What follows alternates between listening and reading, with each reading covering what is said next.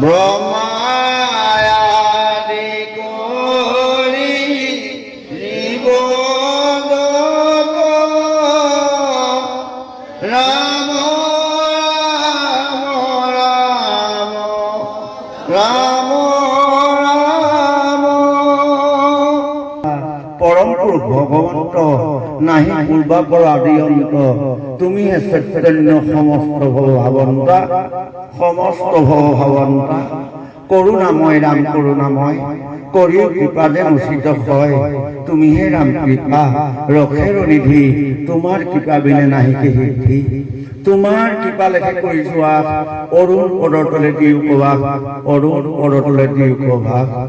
হে পৰম কৃপালু ভকত বৈষ্ণৱ আই মাতৃসকল যুৱক যুৱতীসকল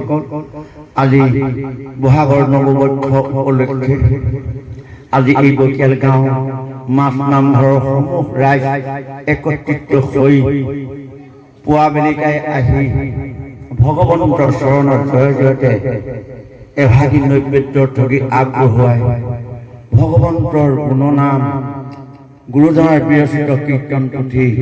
শ্ৰৱণ কৰা হ'ল এই সন্ধ্যা সময়ত কণ কণ মাইনী অকুমাৰী মাইনীহঁতৰ সৈতে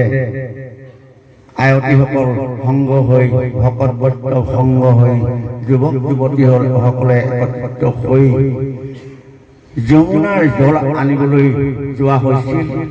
যমুনাৰ জল আনি ভগৱন্তৰ দুখানি চৰণ তলত যোগান ধৰা হৈছে অজানিতে হৈ যোৱা কৰাত ভুল ত্ৰুটিবিলাক আই যশোদা মাতৃয়ে ক্ষমা কৰিব প্ৰভু ভগৱন্তে ক্ষমা কৰিব গুৰুজনৰ সন্তুষ্ট হ'ব সমূহ গাঁওবাসী ৰাইজৰ গৃহে গৃহে অমংগলবোৰ দূৰ হৈ সুমংগল প্ৰকাশ কৰি একতা দোলেৰে মীৰা প্ৰীতিৰে এইদৰে কাল যাপন কৰি থাকিবলৈ যেন ভগৱন্তে কৃপা কৰিব কৃষ্ণ হৰি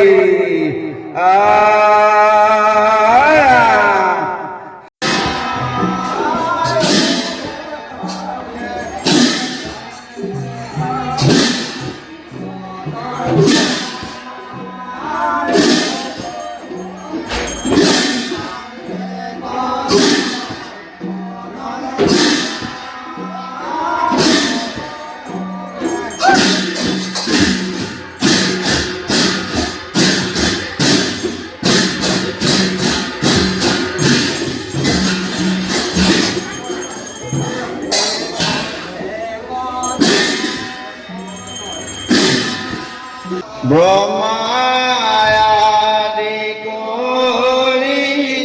জীবদত ৰাম ৰাম ৰাম